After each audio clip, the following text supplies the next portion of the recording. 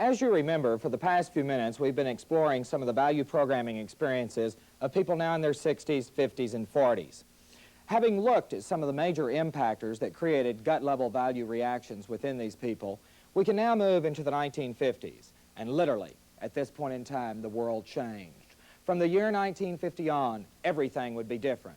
There was a minor disruption as the decade shifted, but essentially the Korean War, or conflict, was basically ignored by the American population. In the early 1950s, you could walk into a downtown metropolitan area. You didn't know this country was at war. But if you had gone into a metropolitan area during the 1940s or the 1920s, you would have known this nation was at war. But from the 50s on, America wanted to live, to enjoy, and they were significantly aided with the wave of affluence that would emerge. With that affluence, everything began to shift. The good life arrived, but the basic question would become, what the hell do we do with it after we've got it? And we still haven't answered that question. But with the affluence, the value programming of those now in their 30s would be dramatically different. It is historically true, and has been for thousands of years, that in the winning nation after a major war, the youth are always overindulged. But never had a generation been so totally overindulged as this one, value programming in the U.S. in the early 1950s. Go back, look at the attitude of millions of American parents as at that point in time, they would say of their children, my kid's gonna have it better than I had it. My kid's gonna enjoy life. My kid's gonna get an education. My kid's gonna have it better. And an entire generation was overindulged as no other generation had ever been.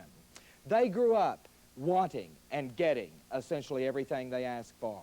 The parents would look at their children and say things like, you're bored with that toy? We'll buy you another one. Don't cry. Don't get excited. You broke your tricycle? We'll get it fixed. Don't worry. What do you need? Want a vacation? How about an education? Give, give.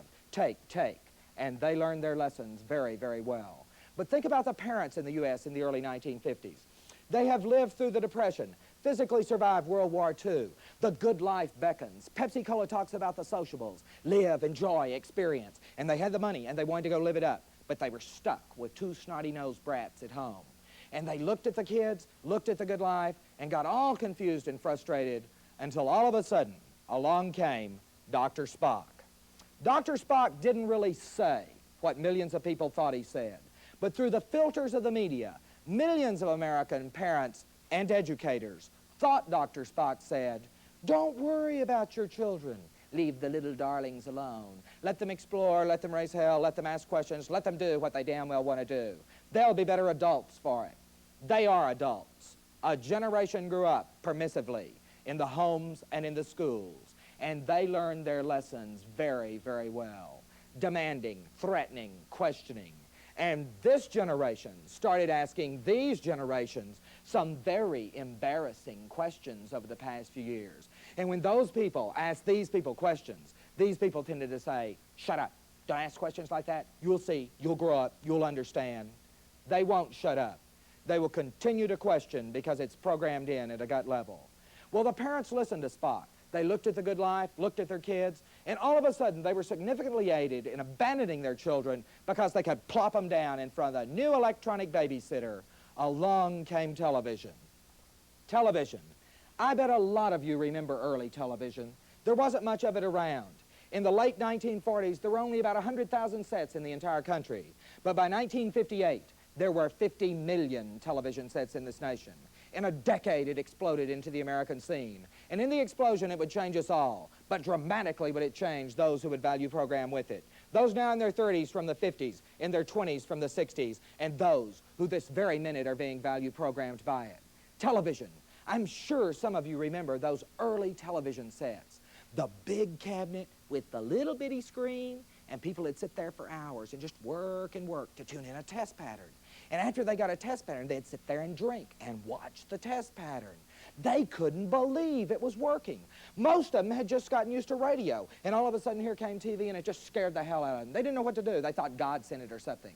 But we went a long way really fast. From being fascinated with test patterns to a January afternoon in 1970, when on that day and time, they dared to interrupt a live professional basketball game to show the live launching of the third moonshot. And so incensed was the American public at NASA and the networks that the public relations director for NASA was fired, and from 1970, NASA had a policy statement that they would not schedule space shots in conflict with professional sports on TV. That's a long way from being fascinated with the test pattern to being bored with going to the moon. In fact, think about the whole space program as an excellent example of how far America's values have come in a very short period of time. If you go back, you can see the amazing shifts nationally, from the beeps of Sputnik in the late 50s to that hot night in July 1969, when the world stayed awake to watch as Neil Armstrong would become the first human being to actually touch the moon. We were there live and in color emotionally, and he went wonk, and we went, "Gah! We have reached the moon." 2 years later, millions of people in this country said, "Oh, what the hell are they doing gathering all those rocks? We don't care about that. Let's see something exciting. Let's be entertained." Television jaded us. Television bored us. Unless it was truly spectacular, as a nation, we came to not give a damn. You don't think America's not bored, not jaded, unless it is unbelievably intense? Go see the international hit movie Jaws. Watch the blood, the gore, and watch the audiences loving every minute of it. Remember The Exorcist? Just a few months ago, millions of people watched as a 12-year-old girl in living color physically mutilated herself with a crucifix, vomited on people throughout the movie, and used every conceivable four-letter word. And market research studies conducted said that people now in their 20s and 30s had viewed The Exorcist, and their basic reaction was, big deal, it's just a movie. Remember when Gone with the Wind opened? When Gone with the Wind opened, Clark Gable said one time, "Frankly, my dear, I don't give a damn." And thousands of people ran out of theaters when they heard the word damn uttered from the silver screen. We've come a long way in a very short period of time. Television gave us a whole new set of heroes. Who were your heroes when you were 10 years old? If you're back in these generations, your heroes were great people, straight people, right people, predominantly white people all the way through. The good guys were easy to spot. They wore white hats, rode white horses, people you could look up to, people you could respect. Of course, we didn't know that much about them at the time, but they looked good from a distance anyway. People like Amelia Earhart, Lindbergh, Tom Mix, Hopalong Cassidy, Joe DiMaggio, the Green Hornet, really great heroes. Again, we simply didn't know that much about their personal lives. But look at the heroes that these generations grew up with. If you had been 10 years old in 1956, you would have sat there watching the world's most viewed television program that year, the $64,000 Question. You're 10 and you think, man, I'm going to grow up and be just like him. I'm going to have the money, have the fame. I'm going to have it all, just like my hero, Charles Van Doren. And a year later, the world knew he was a complete cheat. But you know what happened to Charles Van Doren? Nothing. People sort of went, bad Charlie, shouldn't have done it. But he took his money and went away. His only problem was he got caught. Wasn't the new value, isn't the now value in this nation. Don't not do it. Just don't get caught if you do it. A whole new set of heroes would begin to show this value. For the first time in 1968, a major motion picture clarified that value for millions. It starred Steve McQueen. It was called The Thomas Crown Affair. Steve McQueen in his own right is a hero among the young. And in the movie, he played a businessman banker. I mean, you can't get much straighter than a businessman banker. And we watch the movie, and lo and behold, Steve's involved in a plot to steal nearly $1 million. And we think, oh, God, poor Steve. He's going to get caught. Faye Dunaway is after him. She's going to catch him. The whole thing keyed into the takeoff of a jet from Boston International Airport. If the jet cleared the end of a runway on a flight to Europe, the bad guys would have won. It started the takeoff roll. Audiences would yell across America, stop it, shoot it. But it took off. And that was the end of the movie. And people went, wait a minute. The bad guys won. Bad guys aren't supposed to win. But bad guys have been winning again and again for the past few years. If you don't think don't not do it, just don't get caught if you do it, is not the now American value, then think about Watergate for a minute. We're tired of Watergate, bored with Watergate. Watergate's behind us, right? Wrong. Watergate will change this nation politically for the next 100 years. But think about Watergate. When the event actually occurred, only a handful of people in this nation bothered to give a damn. The rest of the nation, our government itself said, oh, it's just a few $1 million. They're just bugging one another. Let's not worry about that. Let's see something exciting. Let's be entertained. Watergate political theorists around the world have been saying for several years is the single most significant political event in the entire 200-year history of this nation. And as a nation, we didn't give a damn. And what do you think today's 10-year-old children are going to be like politically, as they have just been programmed by watching the Vice President and the President of the United States resign because they're crooks? But now with the pardon, if you do get caught, don't worry, we'll forgive and forget like it really didn't matter anyway. We are programming the young this very minute, and it is totally different programming than any generation has ever encountered. One more quick hero. This guy, boy, he's been around for a while, but he still hangs in there. He's not fading away. They predicted that his knees couldn't hold out much longer, but he's back again, a superstar among them all. Think about Joe Namath as a contemporary American hero. How much money we've paid Joe Namath, time we've devoted to Joe Namath, how we value Joe Namath as an American hero.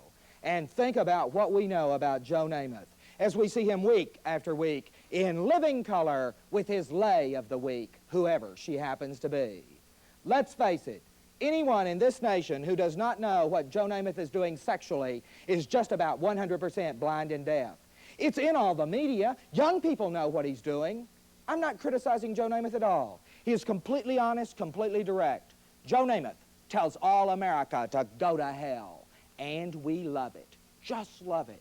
But look at it from a value programming point of view. As the all-American family sits there watching TV, and the father's going, go, Joe, go, get him, baby, get him. Turns to his teenage son going out for a date, says, kid, I want you to be good. I don't want you getting any girls in trouble. You be good.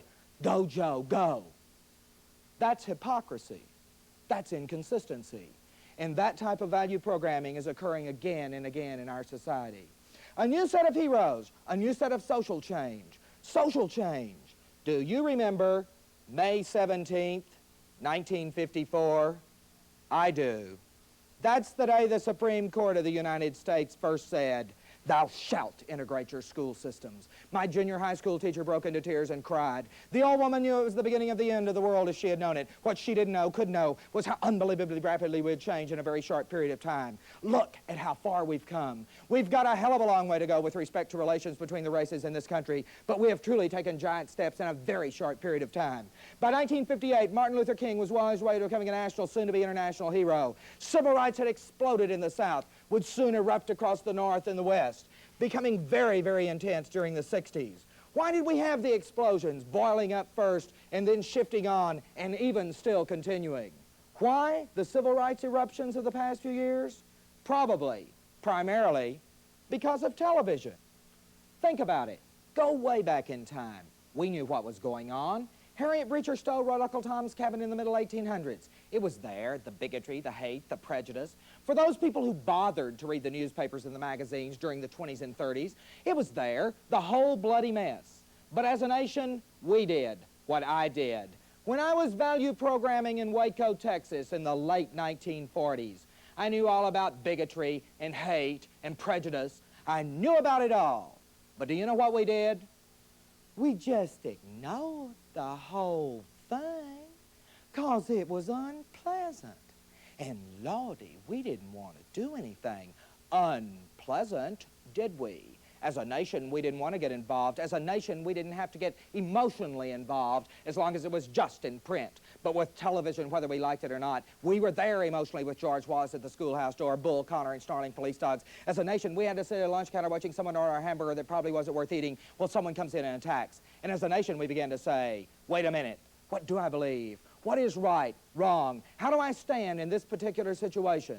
A significant emotional event, a whole series of them electronically injected, changing us. Television has that power, the power to change. You don't think so?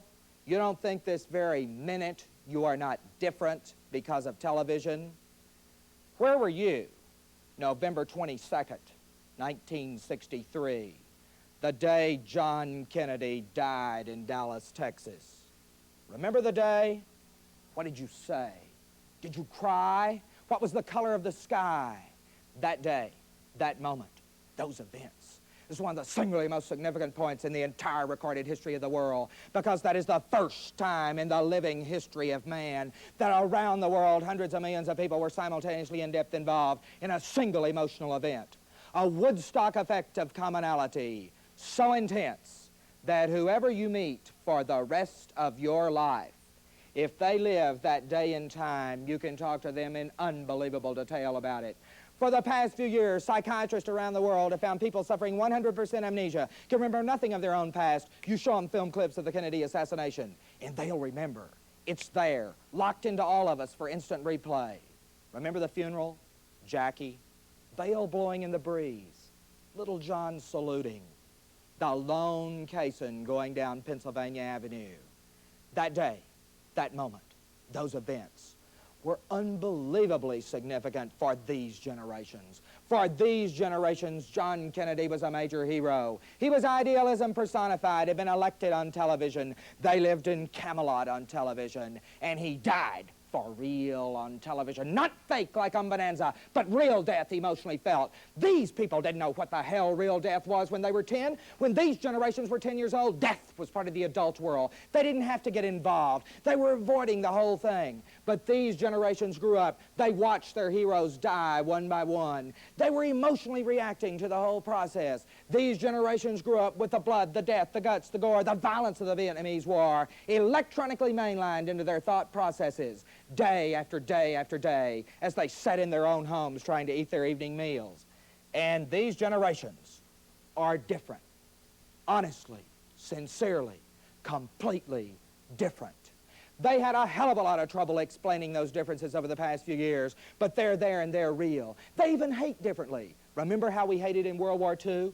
People loved it. Just loved it. Had more fun hating. It's fun. It's easy to hate a group of people. You can look at 30,000 people screaming Heil Hitler and go, get the Krauts, get all the Krauts, wipe out the Krauts. Look at all the Japs. Push a button, vaporize the Japs. It's fun. It's easy to hate a group of people. But it is damn difficult to hate an individual Vietnamese mother holding her war-torn child. And that's how these people thought about those people all along, as individual human beings to be dealt with, not as masses to be vaporized. They're different, but they're different in a lot of other ways too. And the most recent studies say that major value differences are being programmed into the young, not 10 years apart, but 3 to 5 years apart. The rate of technological, educational, and economic change continues to accelerate. Never, at any point in time, has so much real, honest diversity existed within the gut-level value systems of a population. And again, it's all so different. Remember back to 1958? 1958 is the first time jet planes flew in this country. I mean, all these people grew up with jets. They think jets are normal. But Trans World Airlines will tell you that in these 2 generations, 65% of these people have never even been on a plane, much less a jet. Nor do they intend to get on one either. Because if you ask them, they'll tell you if God wants to fly, he would give us wings. It's not normal. Not normal at all. These people think it's totally normal. Wherever you want to go, get on a jet. These generations think superhighways are normal. They've always had superhighways. These people remember when their kidneys were bounced all over back here. Did you ever hear young kids say, what did you do before TV? Could you do anything before TV? And these people say, yeah, the whole family used to sit around the radio at night and listen to Fibber McGee's Closet. Can you imagine in this year going home, gathering your family around the radio, and sitting there going, right, Fibber McGee's Closet? The world changed. Everything changed. And it continues to spin on at an unbelievable rate. Look at what's coming. Have you talked to a 10-year-old kid recently? If you haven't, you ought to catch one and talk to them. They are unbelievable people. Little bitty people growing up in the most amazing, unbelievable ways. We have not paid attention. We have not kept up. From 1968, first experimentally, but now very, very common in school systems throughout the United States, they've been using computer terminals all the way down to the first grade. Think about that. Today, there are 6-year-old children out there going 2 times 4 equals 8, 2 times 5, beep, beep, beep, beep. The kid's going to grow up and think a computer is as normal as a telephone or a light. But that didn't happen to me. I value program before computers came in academically. I didn't get them. I don't understand them. They wink and blink and do a lot of things. I don't like computers, and I don't like people that mess around with them either. It's not normal at all to do things like that. But these people will accept it. They're different in so many ways. 9-year-old children in today's world do the most amazing things. Remember when you were 9? That's the 3rd grade. I can remember we really only did 2 things interesting in my 3rd grade class. We made Smokey the Bear fire prevention posters, and on alternate weeks got to feed a lizard that lived in a jar on the other side of the room. It was a horribly boring 3rd grade. But today's 9-year-old kids, for the past several years, have been playing a little game, a promotional gimmick developed by the Coca-Cola Company and distributed to schools. 9-year-old children can play a little game called ecology, and most adults just learned how to spell it last year. 9-year-old children can talk about recreation for the future, transportation for the future. 9-year-olds know about ZPG, contraception, abortion. They know what those things mean. If we'd ask them, they'd explain it to us. But that's not the way the world works. Because look across this nation. As school board after school board says, thou shalt not have sex education in the classroom, because the kids can't talk about it. Hell, they're doing it on the playground, much less talking about it in the classroom. We have not kept up. We have not understood. But we better, because it's changing so radically. A friend of mine who teaches in public schools tells a story that sums it all up. He swears that a few months ago he was out supervising 5-year-old children on the playground. And one little 5-year-old kid starts watching a jet contrail cross the sky. The kid said, that's a Boeing 747. It's powered by General Electric motors. They developed 50,000 cubic slush. Blah, blah, blah. He's rattling off specifications. Another kid interrupted and said, stupid. Anybody knows that's not a 747. It's a SAC aircraft. It's not powered by GE. It's powered by Pratt & Whitney. And they only developed 42,000 cubic, blah, blah, blah. He's rattling specifications. Bell rang. Recess was over. One little kid looked at the other and said, let's go back to stringing the damn beads now. And that's about where we are in education today. We have not kept up. The kids can talk about technical specifications of jet planes, and we're still stringing the damn beads. This is a very, very complex system we're dealing with. Pull back. Look at the spectrum of values that is characteristic of contemporary America. Again, never at any point in the history of this society or any other is so much real, honest diversity existent within the gut-level value systems of its population. But we can understand. We can look at one another, go beyond the surface, the superficial, and understand how people were programmed with their values, how those values are now operational in today's world. Let's skim back through this spectrum and look at some groups for just a few moments. If you talk to a 62-year-old, they're likely to tell you that America has gone to hell, perhaps more accurately pot in the past few years. They'll say that everything's changing, the family's collapsing. They're right, you know. The divorce rate in the United States for people mid-30s and younger is now 50% and climbing. In 2 counties outside of San Francisco, the divorce rate is 80% and climbing. And think about 10-year-old children growing up in those areas. They're looking around right now going, this is it. This is the way you do it. This year we have one family, and then we trade it in and get another one, and then we trade it in and get another one. Those kids are going to think that's totally normal, the way to do it. But this guy doesn't like it worth a damn. If you were to go to Colorado with me to the Coors Brewery and talk to a 62-year-old executive in their production department, that guy will tell you, particularly will he tell you after he's had a few beers, he doesn't know what the hell has happened with his younger employees. He can't motivate, he can't communicate, he gets so excited he'd just like to kill them all, really. He tells a little story that's true where a filter was breaking in the plant. They were going to lose a lot of product, and so everyone had to start working, from the executive all the way through to the youngest production worker. They worked on through the day, it got to be late in the afternoon, and all of a sudden these people went, well, that's the end of our shift, see you guys tomorrow. And these people went, wait a minute, what the hell are you doing? Get back in here, we got to fix this damn thing. Answer, our contract calls for us to work X amount of hours. We've done that. See you guys tomorrow. And they left. These people stayed, fixed it about midnight. These people came back the next day and thought that was really neat, but they damn well weren't going to stay around to fix it. Sense of responsibility, sense of commitment, employer-employee relations are rapidly changing values in today's work world. But this guy is right. As he views the world, damns the world, condemns the world, he's simply relating to the world with his gut-level values, programmed in long ago, still intensely held. He's normal, but different from these people. 40-year-olds. That's a fun group to look at with their values. If you don't want to look at them directly, watch them in the media. The media have been tearing them to shreds over the past few years. It really started not too long ago with a movie called The Graduate. If you didn't see the movie, I'm sure you remember the song. Hey, hey, Mrs. Robinson, da-da-da-da-da-da. Mrs. Robinson's in her mid-40s, and she is materialistic beyond belief. She loves to buy things, clothes, furs, cars, jewels, buy, buy, buy. Remember, when Mrs. Robinson was value programming in the 1940s, they didn't have things. They did without. And what we grow up without can become unbelievably important for us. What we value program with, we accept, reject, take for granted, don't pay any attention to. She did without in the 1940s. In the movie, Mrs. Robinson is sexually frustrated. When she was value programming about sex, people said, don't even think about it, much less do it. She tried not to, but she worried like hell the whole time. And now in her mid-40s, she's determined to get as much mileage as she possibly can before it's too late.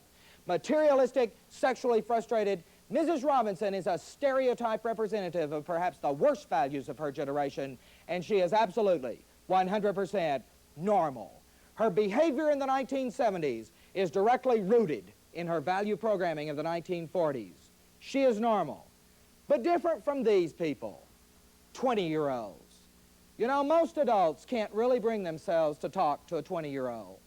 I have to talk to them every day in my office at the university, and I'd like to pop about 98% of them right in the mouth. They are so ornery, so confusing, and they are totally 100% normal. They have grown up, and that's the way they're going to be for the rest of their lives. And all of the rest of us had better get used to it, because we're going to have to deal with them. They may change a little bit on the surface, but their basic gut-level values are well locked in. Look at that generation. For the past few years, they have looked like hell. Terrible. The hair, the clothes. Not too long ago, all the college students across the United States were wearing these big climbing boots, clomping around. Most of them had trouble getting over curbs, and they still clomped around into things. Why do they do that? Because they're normal. Look at today's average 20-year-old. Was 10 years old in 1965. Remember 1965? 1965 was so yippy, skippy, Ajax clean, color coordinated, permanent pressed, orthodontically wired, Muzak sounded. 1965 was so neat, it'd make you puke if you really looked at it. It was horrible. It was boring beyond belief, contrived to the nth degree, predictable, sterilized, dehumanized. The 1960s and 70s, it was the good life that all these people had worked like hell their entire lives to build, and after these people built it, these people went, and these people went, what the hell's wrong with you? Don't you appreciate what we're doing for you, huh? And these people still went, it was boring, the good life. You can prove it yourself easily. As you travel for the next few months, pick a hotel chain. Any one of them will do. Marriott, Hyatt, Holiday Inn is good. They've spread like the plague around the earth. Stay in those things just a few times. You'll find they look alike. They smell alike. The food tastes alike. They are unbelievably boring. And these generations rejected it. They didn't like it at all. You know, I really didn't believe that example myself. Until not too long ago, I was up in Canada on a quick trip during the winter. And we went way north. I mean, snow was covering everything. There were Eskimos wandering around. And there was a Holiday Inn. And I walked in and looked around the lobby, and there were the same goddamn plastic plants you see in every one of them, no matter where you go. Absolutely identical. These people didn't buy the good life. These generations were growing up in a world where change became the norm rather than the exception. These generations would be financially supported. Here's $5, kid, go amuse yourself. But emotionally abandoned by their own parents. They would begin to experience what sociologists would call the identity crisis. Who am I? Where am I? Where am I going? Those were real questions. They simply didn't have the answers to them. These people didn't have an identity crisis. During these periods, nobody walked around going, hey, man, what's happening? What's going on? Where's it at? They knew they damn well better get their butt in gear and get a job if they were going to physically survive. But why should millions of these people work? We've given them everything. You're bored with that toy? We'll buy you another one. You broke your tricycle? We'll get it fixed. Give, give, take, take. And they learned their lessons very, very well. But with their identity crisis, they would begin to fight back. And they chose some very, very strange weapons that were related directly to the value programming activities of these 2 decades. This next example is one of their weapons, and it's really a stupid example. It shouldn't exist, but it is a very real example in America today. You know, for the past few years in this country, people have been fired from jobs because of the length of their hair. Hair. Male hair. Not too long ago, I watched the vice president of personnel of a leading national electronics company walk in and tell his people, don't you hire any of the long-haired bastards, we don't want them in here. And right behind him on the wall were the HEW Equal Opportunity Rules and Regulations. That's hypocrisy, that's inconsistency, but he didn't want any of the long-haired bastards in there. Children have been kicked out of school because of the length of their hair. Isn't that unbelievable? Not too long ago, down in Pasadena, Texas, the school board of Pasadena, Texas, kicked this little 5-year-old kid out of school because they said his hair touched his ears and the little SOB was going to morally contaminate the whole school. Isn't that dumb? Isn't that asinine? No, not at all. That's the way the school board of Pasadena, Texas value relates to the world. I know because my parents still live in Texas. And not too long ago, I swung through home on a quick trip, walked into the house. My hair was about an inch longer, and my mother turned around and looked at me and said, you hippie, you get out of here, you hippie. I said, Mother, how many times do I have to tell you I am not a hippie? She said, I know one when I see one, now get out. Of course, she's over here in the checkout generation anyway, so it really doesn't make that much difference. Think about hair. How we were value programmed to relate to hair as we were value programmed to relate to everything in the world. Go way back in time. Men had long hair, beards, the whole thing. They didn't have good cutting equipment. It hurts like hell to scrape it off. So they let it grow, kept it trimmed. About 1900, there was mass marketing of good cutting equipment. A lot of people cleaned up. But World War I created the real need for short hair, because you can't fight a war with long hair. Bugs live in it. It gets in your eyes when you're trying to shoot. But most critically, you can't mass-produce helmets to head and hair variations. So they settled on standard head size for the production of helmets. Look at what happened. Millions of good guys got short hair. We moved into the 30s. They did it themselves, a little bit scruffy, but still short. The 1940s. Go get a high school annual from 1945 anywhere in the United States and look at the pictures of the guys standing around. They're standing there, sleeves rolled up. You can see scalp all the way across. Why? They were imitating, modeling their heroes, G.I. Joe, Terry and the Pirates, Steve Canyon. Then we moved into the 1950s. There was less and less need for short hair. It began to creep down a little bit. 1956. How could that nice man, Ed Sullivan, with that sleazy hood on TV? It was just disgusting. Elvis Presley moved his hips, and we can watch because it morally ruined the whole country. Have you been to a movie recently? They're moving a lot more than hips in movies today. But here was Elvis, a new hero for the young, and the young would soon model on other rock stars. And as soon as they began to, in the late 1950s, they discovered the most amazing thing. Long hair irritated the hell out of all these people. It just drove them crazy, because all these people have been programmed to believe if you're a good guy, you got to have short hair. And their own kid had it halfway down his back, and they were going, my God, where did I go wrong? The answer was nowhere. Hair, language, behavior, all those things were simply weapons in the psychological value war that these generations would begin to fight. Once those values get programmed in, they begin to impact on us in everything.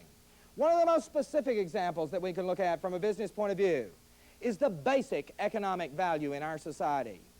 You know, each semester as I start my class at the University of Colorado, I ask the kids a series of questions to determine, as they say, where their head's at. And in many cases, it's not obviously connected, so I'm curious to see what they'll say. But one of the questions I look at the class and ask is, okay, class, how many of you know what the expression, the eagle shits on Friday night means? And the class looks back and goes, eagle does what? They have no idea. No idea. It means money. Money. Remember money? Payday. Remember when people worked for money, sweated for money, were paid with money? If you do that, the value of money is very, very different than if another system is in operation. And it is. Because the eagle doesn't shit on Friday night anymore. The computer burps on Saturday morning. There are now recorded examples of 10-year-old children in this country using credit cards.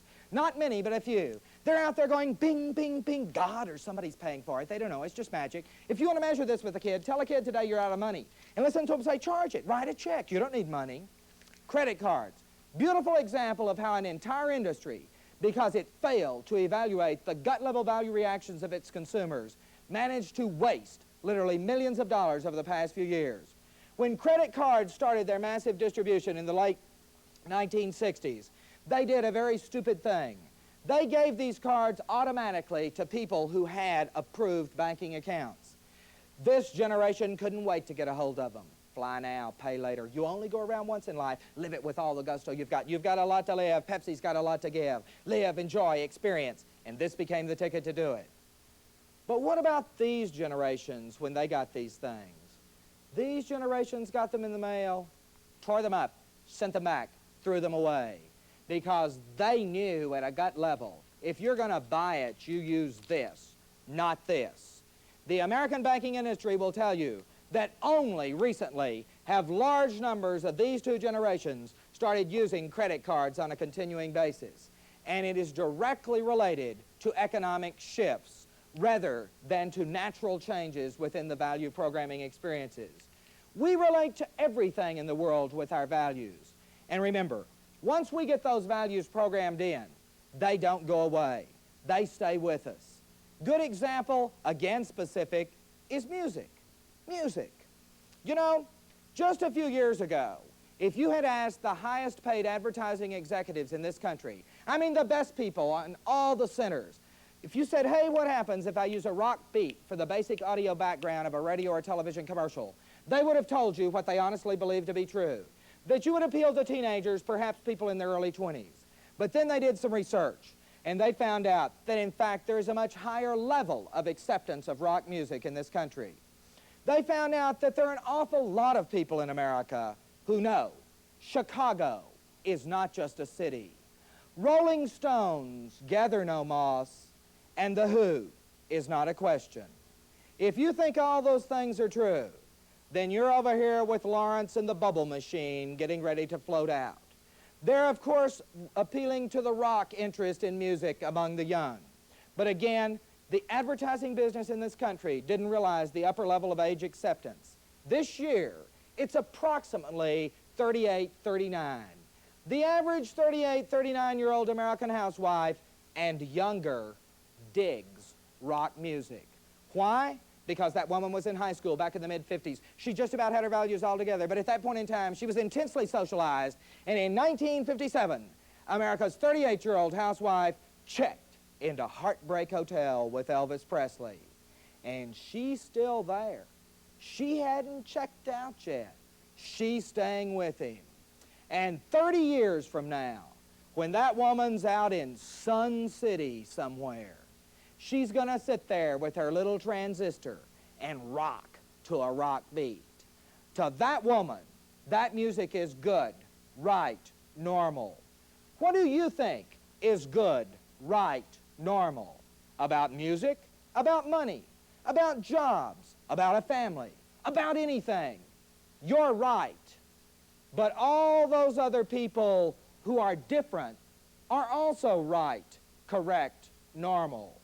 What we are now, regardless of what we are now, is directly related to where we were when we were value programmed. If you'll start looking at other people on that basis, examining from this model's point of view how the value programming activities created a whole system within those individuals that they are currently using to filter the world, then I'm absolutely convinced we can begin to understand. We can begin to relate to one another. But that understanding doesn't come easily. A very good friend of mine is 53 years old. All his life he's been a college professor, a good one. He stood in front of the classroom going, this is the word, believe, memorize, regurgitate. And most of his life the students sat there, took it down, and regurgitated it back. But the students have been changing recently, and it finally caught up with him not too long ago. He was giving the word to his class at the end of a semester, and a girl in the back of the room held up her hand and said, do you know what the shit you're talking about? And my friend flipped, totally overloaded. couldn't handle it, lost control, grabbed his notes, came rushing into my office, started beating on the desk, yelling, "We got to kill the bastards. We got to kill them all." I calmed him down. By the way, the girl came in about an hour later really irritated because she didn't get an answer. Well, he calmed down, made it through the semester break, and came back and walked in and said, "You know, I don't understand them. I don't like them, and I don't want to try. All I do every day is pray to reach retirement." How unbelievably unfortunate. This individual is in a position to deal, to communicate, to relate to other generations. But he refuses to take that step. He is so wrought up in his own gut-level value system that he cannot acknowledge the validity of other systems' existence. If he'll try, he could. Doesn't have to go along with them, but if he's even going to begin to be effective, he's got to try to understand them. Because once we understand, then we can begin to make significant changes. Another example. Not too long ago, I met a 55-year-old supervisor in a manufacturing plant. He was following, in effect, the party line. That is, he did what the company told him to do. If an employee fouled up on the job, the policy was that they should be made to take off X number of days for a coming time period. And so if they fouled up, they were told 3 days off next week. If you tell one of these people 3 days off next week, it hurts. Hurts in terms of economic security. But this 55-year-old supervisor found that when he told his 25, 30-year-old employees, "You get 3 days off next week," their response was, "Hell, we'll take 5. And he flipped. He didn't know what to do. He couldn't handle it. But then he began to understand. And now, with his 25, 30-year-old workers, he doesn't make them take time off. He makes them work overtime. And they hate it. These people would love it. But it's all related to the changing values within our society. Once we begin to understand how the values have shifted, then we can begin to make significant changes. If we're selling products, we can begin to market those products differently, design them differently, based upon the gut-level value reactions of our population. If we're attempting to educate people, we can begin to teach them, communicate with them in techniques that their gut-level values will respond most effectively toward. We can begin to do that. But again, it is a fairly difficult process to take that initial step, to stop, pull back, look objectively at the rest of the world and say, where were they when they were value programmed? But once we start doing it, we'll start changing. A couple of more quick examples. For the past few years, we have been dealing with these generations and not really handling it very well. One of the most significant things that seems to have occurred on this side of the value spectrum is that large numbers of people, particularly now in their 30s and 20s, have been value programmed to be non-responsible. Not irresponsible, but non-responsible. It's been happening for a long time, starting with the permissiveness of the 1950s. That permissiveness went rampant, particularly in some of our school systems. In effect, we simply didn't tell people that they were held accountable, responsible for learning information. Children were passed on to be kept together socially. They'd graduate from high school, were great people at parties, but a lot of them couldn't spell their own name. That didn't happen to these generations. These people were told, you're going to stay in the 6th grade till you grow a beard, but by damn, you'll learn it. And a lot of them stayed in the 6th grade, grew beards, scared the hell out of the little kids, but they learned it before they were passed on. It happens in American homes and has been, the permissiveness again. For example, in northern areas in this country, as fall starts, children always, a lot of them get paper routes. And the parents are very, very proud of the kid with his paper route. But what happens with the first major snowstorm? There's the mother driving the car, father in the back throwing, and the kid sitting at home because he's liable to catch a cold. If that kid were told, it's your paper route, you get your little butt out in the snow and throw the paper, then that would be programming responsibility. But we haven't been doing it. At the university level for the past few years, we've noticed this perhaps more than the rest of the society. For example, at the University of Colorado, we have some beautiful physical facilities, unbelievable classrooms with paneled walls, carpeting. It was the good life that was built by these people for these people, and they didn't appreciate it. We told them not to smoke, and they continued to put their cigarettes out in the carpet. We said, don't do all these things to destroy the building, and they basically ignored us. Because while they were value programming in their own homes, when they broke something, not a damn thing happened. But we began to suffer, and we began to fight back, because there is no money to replace the buildings. And so, as we began to realize what was happening to us, we decided that instead of having these plush facilities, in the future we would probably build cement pits that we could hose down between classes. But for the present time, we decided to handle it with a direct confrontation basis. And so we put up signs, and we argued, and we fought, and it was generally beginning to work. Until about 2 years ago, on a wave called ecology, came bicycles. Thousands and thousands of bicycles. A few years ago, if you rode a bicycle on a college campus, people laughed and threw rocks. But all of a sudden, it was in. 75% of our students have bicycles, and they all want to bring them in the classroom. Because if they leave them outside, they steal them from one another. Can you imagine what would happen if 75% of a class had its bicycles piled around the classroom? You would destroy it. So we put up signs, and we built new racks, and we were basically doing a pretty good job. But not too long ago, I was walking down the hall, and I see this girl with her bicycle. Moving along, and just about the time I get to her to go into my programmed speech, she just slams it against this wall of paneling that I remember cost $150. And it went down it. And I flipped.